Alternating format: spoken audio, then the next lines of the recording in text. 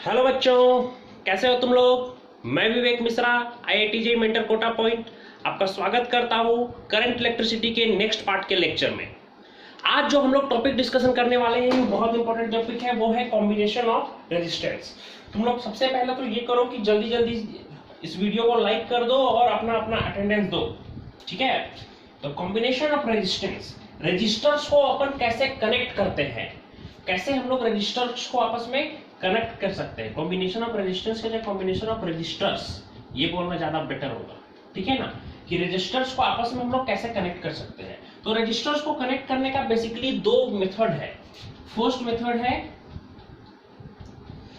Series combination, first method है series combination, ठीक है। और सेकेंड मेथड है पैरेलल कॉम्बिनेशन। सेकेंड मेथड है पैरेलल कॉम्बिनेशन।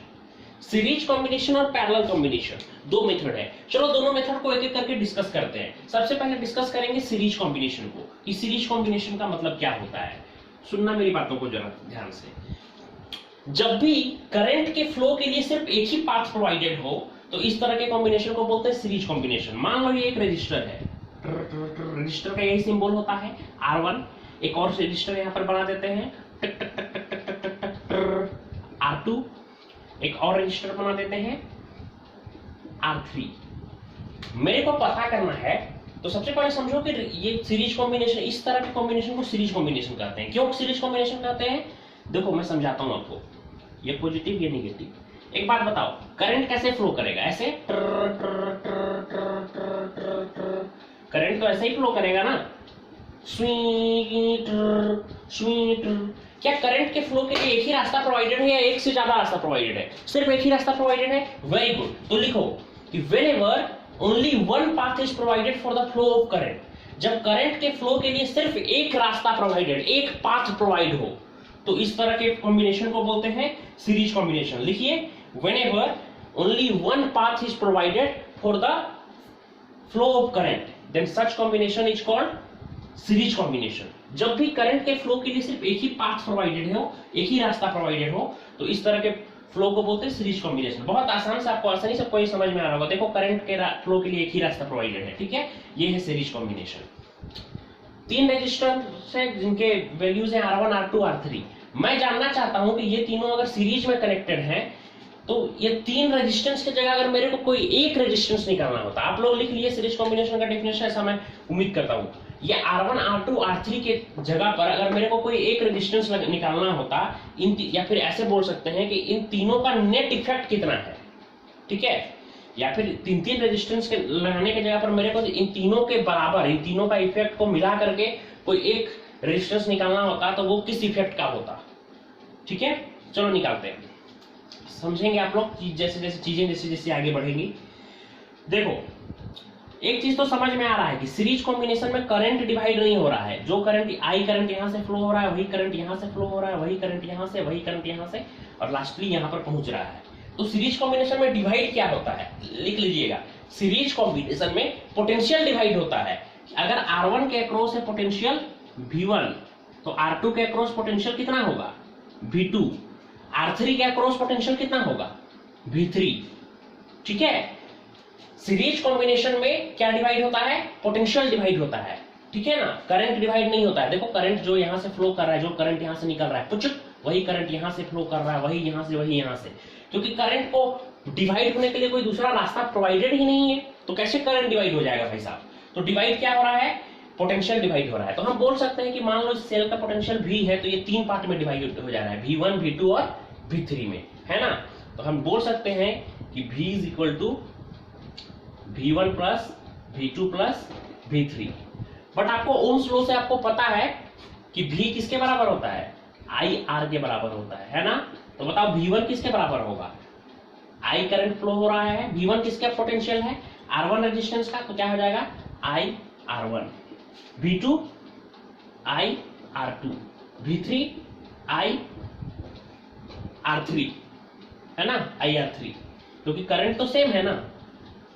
तो अगर आप ध्यान से देखें तो तीनों से कॉमन क्या निकल रहा है, I, तो बच क्या रहा है R1 plus R2 plus R3। आई ने आई को काटा, तो आर का वैल्यू क्या आया, R1 plus R2 plus R3। मतलब ऐसे अगर हम लोग रजिस्टर्स को कनेक्ट किए हुए हैं सीरीज कॉम्बिनेशन में और इनका इक्विवेलेंट रेजिस्टेंस हमको निकालना है, तो सिंपली उन रेजिस्टेंस को क्या कर देंगे, ऐड कर देंगे। आपको समझ में आया? लिखिए इसको जल्दी से। इसका क्या मतलब है मैं समझाता हूं आपको, इसका क्या मतलब है। मान लो, वीडियो को एंड तक देखिए अगर आप सही में अच्छी तरीके से इसको समझना चाहते हैं। तो मान लो 3 रेजिस्टेंस है, 1 ओम,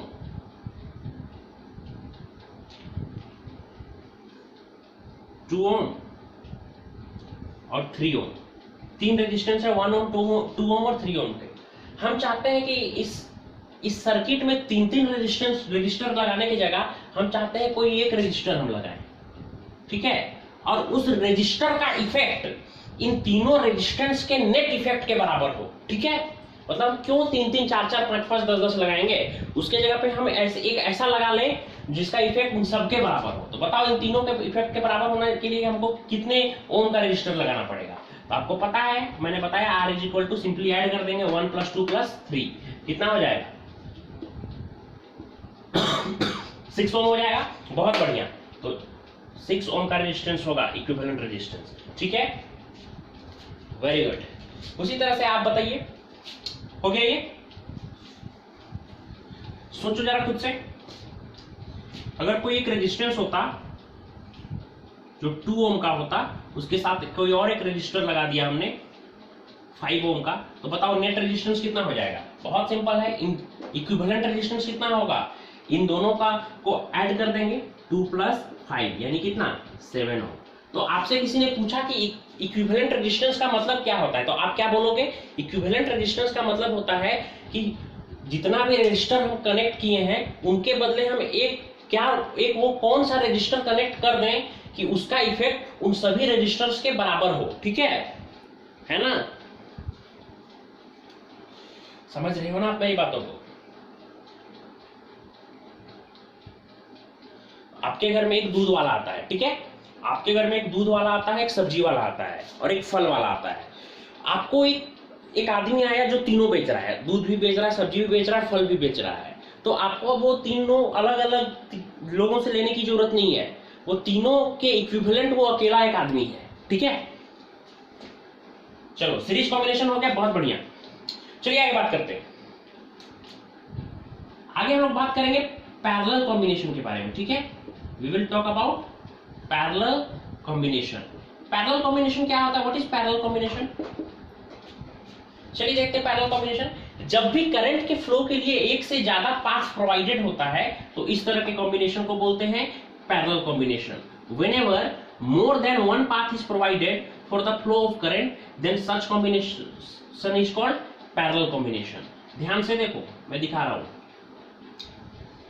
Whenever, लिख लीजिए आप लोग, whenever more than one path is provided for the flow of current, then such combination is called parallel combination.